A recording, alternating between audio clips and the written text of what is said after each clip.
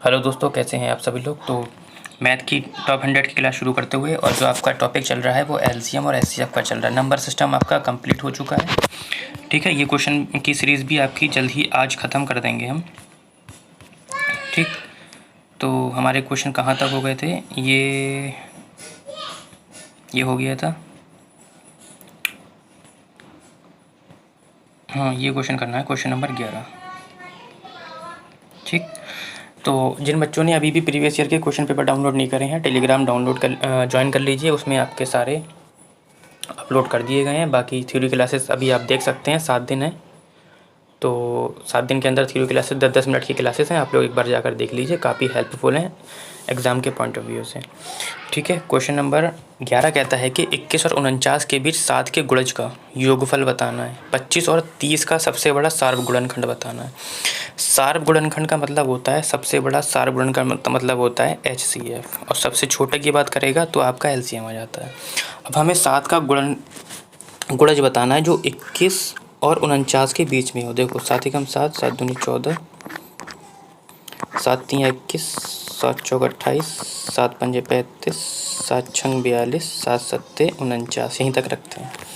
हमसे पूछा है कि 21 और 49 के बीच जो भी गुणज हैं 7 के, उसका हमें योगफल बताना। तो 7 का गुणज यही तो बचा बीच का, 28, 35 और 42। इसका आप क्या कर लेंगे, योग कर लेंगे।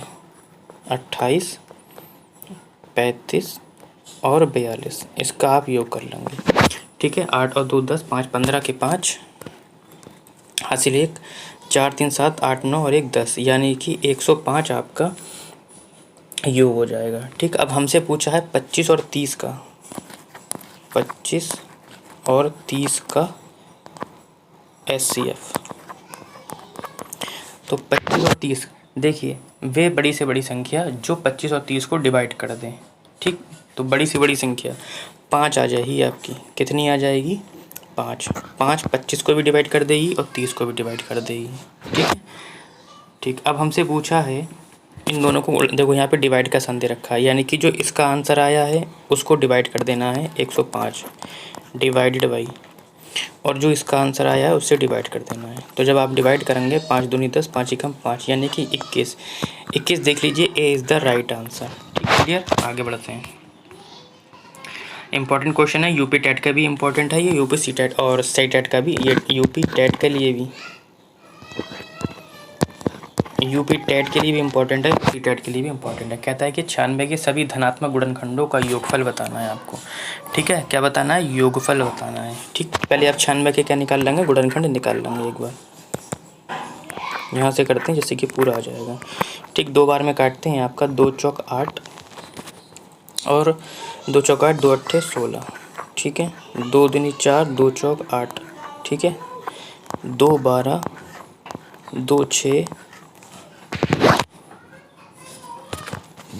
2 तियाँ और 3 एकम 3। गुणनखंड आपके आ गए हैं। ठीक, यानी कि आपके आए हैं 2 गुणा 2 गुणा 2 गुणा 2 गुणा 2 गुणा गुणा 3। तो 1 2 3 4 5, यानी कि 2 की पावर 5 गुणा 2 की 3 की पावर 1। अब हमसे कहता है गुणनखंडों का योगफल बताना है। योगफल के लिए बेटा एक ट्रिक्स होती है। ठीक है, कैसी होती है, 2 की घात 5, यानी कि जब 2 की घात 5 लिखा हुआ होगा, योगफल निकालने के लिए, संख्या निकालने के लिए नहीं। इसका क्वेश्चन मैंने अगला लिया है। ठीक है, कि संख्या बताइए, वो अलग तरीके से होगा। हमसे पूछा है कि योगफल, तो 2 की घात जहाँ पे भी लगी हुई, 5 हुई, 6 हुई, 7 हुई, आपको क्या करना है, 2 की घात 0 से शुरू करना है। 2 की घात 0, 2 की घात 1, 2 की घात 2, 2 की घात 2 की घात 3, 2 की घात 4, 2 की घात 5 गुणा 3 की घात 0 प्लस 3 की घात 1। तो जहाँ तक पावर होगी वहीं तक लेकर जाना है 0 से आपको। ठीक, अब इसके बाद इसकी वैल्यू खोल लेंगे आप। देखो, किसी भी नंबर के ऊपर जब 0 पावर लगी होती है तो उसकी वैल्यू क्या हो जाती है, 1 हो जाती है। प्लस 2 की पावर 1 एक ही रहता है, इसकी 2 दूनी 4 हो जाता है, इसका 2 दूनी 4 दूनी 8 हो जाता है, 2 दूनी 4 दूनी 8 दूनी 16, और इसका हो जाता है आपका 32 जब इसको आप खोलोगे। गुणा इसके ऊपर पावर 0 लगी हुई है, 1 हो जाएगा, 3 हो जाएगा। इन सबको आप जोड़ेंगे 32, 16, 24, 4 और 2 और 1 को, तो 32 और 8 आपका हो गया 40, 40 और 10 सॉरी 40 और 16 56 और 4 60, 60 और 3 63 हो जाएगा। कितना हो जाएगा आपका? 60 और 3 63 गुणा 3 और 1 4, इसको जोड़ेंगे आप तो 3 और 1 4 हो जाएगा। तो जब आप इसकी मल्टीप्लाई करेंगे 4 3 12 के 2, 1 हासिल हो गया, 4 6 24 और 1 25, यानी कि गुणनखंडों का योगफल आपका कितना आ जाएगा? 252। सी इज़ द राइट आंसर। ठीक है, अगर समझ में नहीं आया तो एक बार वीडियो को दोबारा से देख लेंगे आप लोग। इस क्वेश्चन को आप लोग फिर से बता देता हूँ आप लोगों को। ठीक है, 13वें क्वेश्चन को, या आप लोग इस वाले क्वेश्चन को आप होमवर्क में करेंगे। ठीक है, ये भी सेम बेसिक क्वेश्चन है, इसे आप खुद ही से करेंगे जिससे कि आपका हो जाएगा। क्वेश्चन नंबर 14 देख लेंगे। क्या कहता है कि 4 5 और 6 का, ठीक, 4 5 और 6 का सबसे छोटा सार गुणज। देखो 4 5 6 का सबसे छोटा सार गुणज और आपका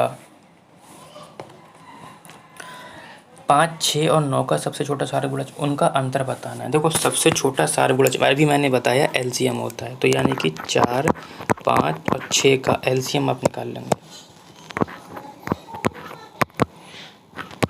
एलसीएम तो 4 5 6 का एलसीएम कितना होगा? तो ये होगा आपका 60। एलसीएम निकाल लेंगे आप लोग ऐसे करके, इस तरीके से निकाल लेंगे। ठीक है, 2 दूनी 4 करके इस तरीके से एलसीएम आपको आता है।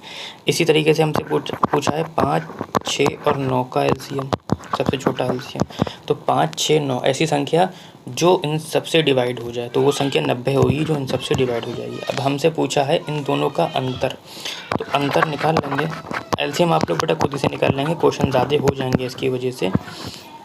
तो उत्तर आ जाएगा आपका 30, यानी कि सी इज़ द राइट आंसर। हम आप लोगों को निकालना आता है, इसलिए मैंने, देखो सेम जस्ट क्वेश्चन वैसे ही है, आप लोग क्या करेंगे इसे भी वैसे ही करेंगे, ये भी आप लोग होमवर्क में करेंगे। कहता है 36 और 60 का सबसे छोटा सार गुणज, सबसे छोटा का मतलब आप लोग यहाँ पे एलसीएम निकालेंगे। 18 45 का सबसे बड़ा सार गुणज, यहाँ पे आप लोग एचसीएफ निकालेंगे। एचसीएफ निकालने के बाद क्या है, यहाँ पे डिवाइड कर देंगे आप लोग। ठीक, 15 का क्वेश्चन नंबर। अब यह है इम्पोर्टेंट, टेट के लिए भी और सी टेट के लिए भी। कहता है कि 42 के गुणनखंडों की संख्या बताना आपको। अब योगफल नहीं बताना है, अब आपको क्या बताना है? संख्या बताना है। क्या बताना है? संख्या बताना है।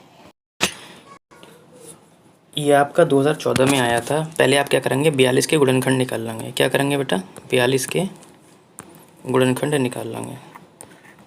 ठीक है, 2 दूनी 4, 2 एकम 2, 3 सत्ते 21 और 7 एकम 7, यानी कि बन गया 2 की पावर 1, 3 की पावर 1 और 7 की पावर 1।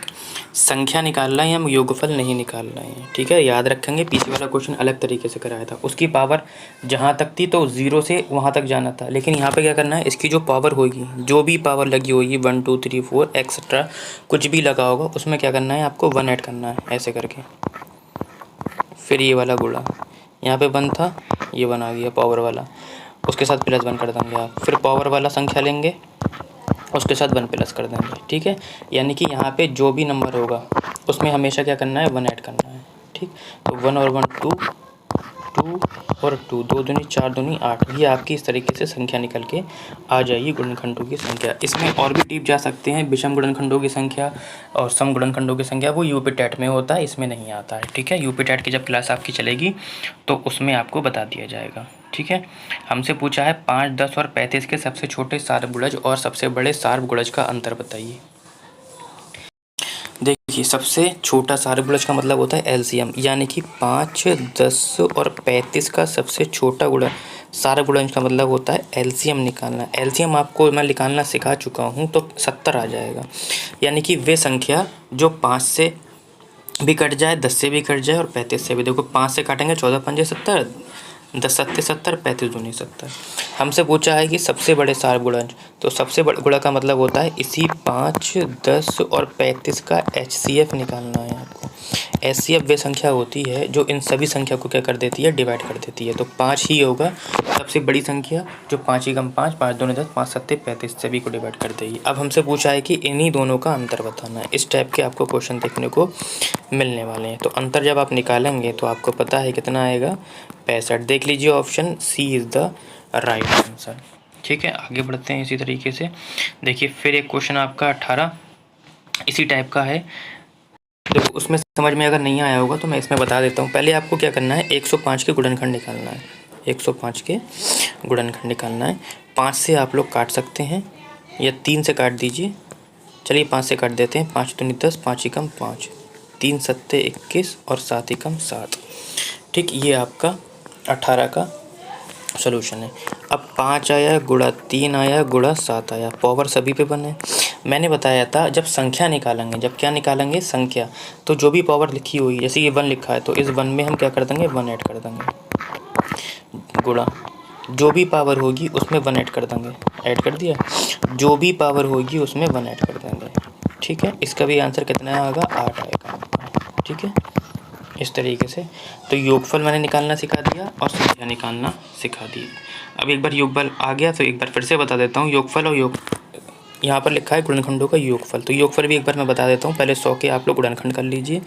ठीक है, 2 50 बार में जाएगा, 2 25 बार में जाएगा, 5 से 5 बार में, 5 से 1 बार में। ठीक, ये आया आपका। तो गुणनखंड ऐसे आए आपके 2 गुणा 2 गुणा 5 गुणा 5, यानी कि 2 की पावर 2 गुणा 5 की पावर 2। अब इसमें क्या था, जितनी पावर होगी तो 0 की पावर से स्टार्ट करना है। जैसे कि 2 की पावर 2 है तो 2 की पावर 0, 2 की पावर 1 और 2 की पावर 2, यानी कि ये इस तरीके से करना है। जहाँ तक पावर होगी उसको वहीं तक लेके जाना है। गुणा 5 की पावर 0, 5 की पावर 1 और 5 की पावर 2, इस तरीके से करना है। तो संख्या और योगफल आपको शायद निकालना आ गया होगा। 2 की पावर 0 है, जिस नंबर पे भी, किसी भी नंबर पे भी 0 पावर लगी होती है उसकी वैल्यू 1 होती है। इसकी 2 हो जाएगी, इसकी 4 हो जाएगी, इसकी 1, इसकी 5 और इसकी 25। 4 2 6 और 1 7 और 25 और 6 31। तो 7 एकम 7, 7 तियाँ 21, 217। सी इज़ द राइट आंसर। देखिए ये सी जो आंसर आ रहा है, आप ये मत सोचिए कि सर सेट करेंगे क्वेश्चन। बिल्कुल मैंने कोई भी क्वेश्चन सेट नहीं करा है, ये आप लोग सर्च भी कर सकते हैं। 2012 में ही पूछा गया था, तो सी ही ऑप्शन थे उसके ज़्यादातर आंसर। आज के सेशन का लास्ट क्वेश्चन है और इस सीरीज़ का भी। ठीक है, LCM HCF आपका ख़त्म हो जाएगा आज। कहता है कि 12 और 16 का न्यूनतम सार गुणज, न्यूनतम का मतलब होता है लासा। तो 12 और 16 का LCM निकाल लीजिए आप। तो 12 16 ऐसी संख्या बताना है जिसमें 12 को भी जिससे वे नंबर बताना है आपका LCM का। जो देखो LCM मैं निकालना सिखा चुका हूँ, अब मैं अगर LCM निकालना सिखाऊंगा तो बहुत देर लगेगी। तो ऐसा नंबर ढूंढना है आपको, LCM निकाल लेना, 48 आएगा LCM निकल के। और आप लोगों को डायरेक्ट भी आना ही चाहिए, जिससे कि क्या होगा, आप डायरेक्ट निकाल सकते हैं। देखो 12 से कट जाएगा 48, 12 चौक 48, 16 3 48, कट गया, LCM आ गया। अब हमें गुणा करना है 10 और 15 के न्यूनतम सार गुणनखंड से, यानी कि ये भी LCM निकालना है, यानी कि 10 और 15 का LCM निकालना है। तो 30 आ जाएगा, 10 से भी कट जाएगा, 15 से भी कट जाएगा, बाकी आप लोग निकाल लेंगे। तरीका मैं बता चुका हूँ कि 30 का जब आप LCM निकालेंगे तो इस तरीके से 5 छक्का 30, 2 तियाँ 6 और 3 एकम 3। देख लो 5 दूनी 10, 3 30, LCM आ गया। तो आप लोग इस तरीके से निकाल देना। हमसे क्या कहना है कि जो इसका आंसर आएगा 48, उसको गुणा कर देना है जो इसका LCM आएगा। तो आप लोग इसकी मल्टीप्लाई कर देंगे, 0 का 0 आ जाएगा, 3 अट्ठे 24 हो जाएगा, 2 कैरी, 3 चौक 12, 2 14। देखो इसमें भी सी आया, यानी कि 2012 में जितने भी क्वेश्चन थे उन सभी का आंसर सी था। तो जिसने भी तुक्का लगाया होगा सी का, तो उसका तो काम ही हो गया होगा। फिलहाल आपका जो चैप्टर है आज ये ख़त्म हो चुका है, कल नया चैप्टर शुरू करते हैं।